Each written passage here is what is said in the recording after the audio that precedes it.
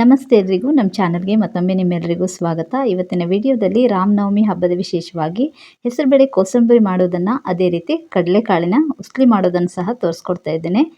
ಇದನ್ನು ಮಾಡ್ಕೊಳ್ಳೋದಕ್ಕೆ ನಾನಿಲ್ಲಿ 1 ಕಪ್ ಆಗುವಷ್ಟು ಹೆಸರುಬೇಳೆಯನ್ನು ತೊಗೊಂಡಿದ್ದೇನೆ. ಈ ಹೆಸರುಬೇಳೆಯನ್ನು ಚೆನ್ನಾಗಿ ಒಂದು 2ರಿಂದ 3 ಸಲ ನೀರಲ್ಲಿ ಕ್ಲೀನ್ ಮಾಡಿ ತೊಳ್ಕೊಳ್ಳಿ. ಹೆಸರುಬೇಳೆನ ಚೆನ್ನಾಗಿ ತೊಳ್ಕೊಂಡಾದಮೇಲೆ ಪುನಃ ಇದನ್ನು ನೀರೆಲ್ಲ ಬಸಿದ್ಬಿಟ್ಟು ಪುನಃ ನೀರು ಸೇರಿಸ್ಕೊಂಡು ಇದನ್ನು 1 ಗಂಟೆಗಳ ಕಾಲ ಚೆನ್ನಾಗಿ ನೆನೆಯೋದಕ್ಕೆ ಬಿಡಬೇಕು. ಇವಾಗ ನೋಡಿ ಹೆಸರುಬೇಳೆ ಚೆನ್ನಾಗಿ ನೆಂದಿದೆ.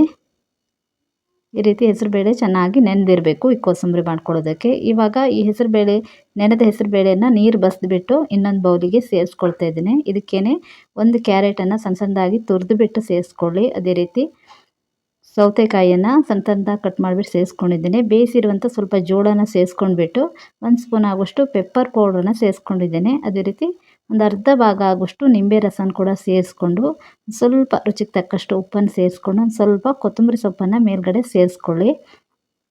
ಇವಾಗ ಇದನ್ನೆಲ್ಲ ಚೆನ್ನಾಗಿ ಮಿಕ್ಸ್ ಮಾಡ್ಕೋಬೇಕು. ನೀವು ಇದಕ್ಕೆ ಬೇಕಾದರೆ ಒಂದು ಸ್ವಲ್ಪ ಹಸಿ ತೆಂಗಿನಕಾಯಿ ತುರಿಯನ್ನು ಕೂಡ ಸೇರಿಸ್ಕೋಬೋದು, ಇಲ್ಲ ಒಂದು ಒಗ್ಗರಣೆಯನ್ನು ಕೂಡ ಸೇರಿಸ್ಕೋಬೋದು. ನಾನಿಲ್ಲಿ ಸಿಂಪಲ್ಲಾಗಿ ಮಾಡಿದ್ದೀನಿ. ಈ ರೀತಿ ಮಾಡಿದ್ರೂ ಕೂಡ ಟೇಸ್ಟು ಸೂಪರ್ ಆಗಿರ್ತದೆ, ತಿನ್ನೋದಕ್ಕೂ ಕೂಡ ತುಂಬ ರುಚಿಯಾಗಿರ್ತದೆ.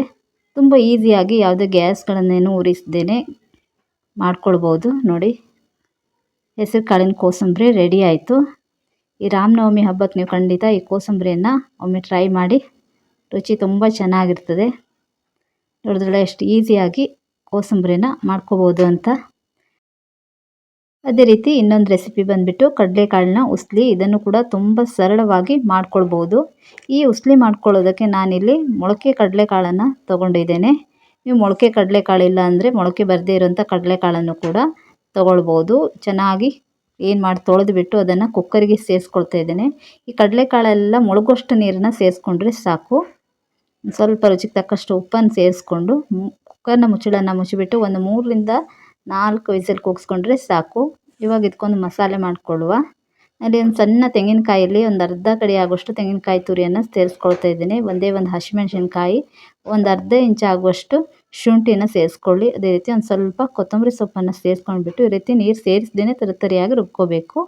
ಕಡಾಯಿಗೆ ಒಂದು 2ರಿಂದ 3 ಸ್ಪೂನ್ ಆಗುವಷ್ಟು ಎಣ್ಣೆಯನ್ನು ಸೇರಿಸ್ಕೊಂಡು ಸಾಸಿವೆ, ಉದ್ದಿನಬೇಳೆ, ಅದೇ ರೀತಿ ಜೀರಿಗೆಯನ್ನು ಸೇರಿಸ್ಕೊಳ್ಳಿ. ಸ್ವಲ್ಪ ಕರಿಬೇವಿನ ಸೊಪ್ಪನ್ನು ಸೇರಿಸ್ಕೊಂಡ್ಬಿಟ್ಟು ಕಟ್ ಮಾಡಿರುವಂತಹ ಒಣಮೆಣಸಿನ್ಕಾಯನ್ನು ಸೇರಿಸ್ಕೊಳ್ಳಿ. ಒಂದು ಸ್ವಲ್ಪ ಈ ಕರಿಬೇವಿನ ಸೊಪ್ಪೆಲ್ಲ ಸ್ವಲ್ಪ ಗರಿಗರಿ ಆಗುತ್ತಾನೆ ಈ ರೀತಿ ಬಾಡಿಸ್ಕೊಂಡ್ಬಿಟ್ಟು ನಾವೇನು ರುಬ್ಕೊಂಡಿದ್ವಲ್ಲ ಆ ಮಸಾಲೆಯನ್ನು ಇದಕ್ಕೆ ಸೇರಿಸ್ಕೊಂಡು ಸಣ್ಣ ಉರಿಯಲ್ಲಿ ಇದರ ಹಸಿ ವಾಸನೆ ಎಲ್ಲ ಹೋಗುತ್ತಾನೆ ಸ್ವಲ್ಪ ಫ್ರೈ ಮಾಡ್ಕೋಬೇಕು. ಈ ರೀತಿ ಕಡಲೆಕಾಳನ್ನ ಉಸ್ಲಿ ಮಾಡಿಕೊಂಡ್ರೆ ಟೇಸ್ಟ್ ತುಂಬ ಚೆನ್ನಾಗಿರ್ತದೆ. ಪ್ರಸಾದಕ್ಕೆಲ್ಲ ಈ ರೀತಿ ಕಡಲೆಕಾಳನ್ನ ಉಸ್ಲಿನ ಒಮ್ಮೆ ಮನೆಯಲ್ಲಿ ಟ್ರೈ ಮಾಡಿ. ತುಂಬ ಅಂದರೆ ತುಂಬಾ ಚೆನ್ನಾಗಿರುತ್ತೆ. ಈ ರೀತಿ ಫ್ರೈ ಮಾಡ್ಕೊಂಡಾದಮೇಲೆ ನೋಡಿ, ಸೀಸ್ಕೋಬಾರ್ದು ಈ ಮಸಾಲೆನ. ಸಣ್ಣ ಉರಿಯಲ್ಲಿ ಫ್ರೈ ಮಾಡ್ಕೊಂಡಾದಮೇಲೆ ಬೇಯಿಸಿರುವಂಥ ಕಡಲೆಕಾಳನ್ನು ಸೇರಿಸ್ಕೊಳ್ಳಿ. ನಾನು ಬೇಯಿಸಿರುವಂಥ ಕಡಲೆಕಾಳಲ್ಲೇ ಅಷ್ಟು ಪ್ರಮಾಣ ಸೇರಿಸ್ಕೊಂಡಿಲ್ಲ, ಒಂದು ಅರ್ಧ ಭಾಗ ಆಗುವಷ್ಟಷ್ಟೇ ಸೇರಿಸ್ಕೊಂಡಿದ್ದೇನೆ, ಇದಕ್ಕೆ ಬೇಕಾಗುವಷ್ಟಷ್ಟೇ. ಈ ಕಡಲೆಕಾಳನ್ನು ಸೇರಿಸ್ಕೊಂಡಾದಮೇಲೆ ಪುನಃ ಒಂದು ಸಲ ಚೆನ್ನಾಗಿ ರೀತಿ ಮಿಕ್ಸ್ ಮಾಡ್ಕೋಬೇಕು. ಈ ಮಸಾಲೆ ಎಲ್ಲ ಕಡಲೆಕಾಳು ಜೊತೆಗೆ ಮಿಕ್ಸ್ ಆಗೋ ರೀತಿಯಲ್ಲಿ ಈ ರೀತಿ ಮಿಕ್ಸ್ ಮಾಡಿಕೊಂಡು ಒಂದು 2 ನಿಮಿಷ ಚೆನ್ನಾಗಿ ಮಿಕ್ಸ್ ಮಾಡ್ಕೊಳ್ಳಿ ಸಣ್ಣ ಉರಿಯಲ್ಲಿ. ನೋಡಿ, ಈ ರೀತಿ ಮಿಕ್ಸ್ ಮಾಡ್ಕೊಂಡಿದ್ದಾಗಿದೆ.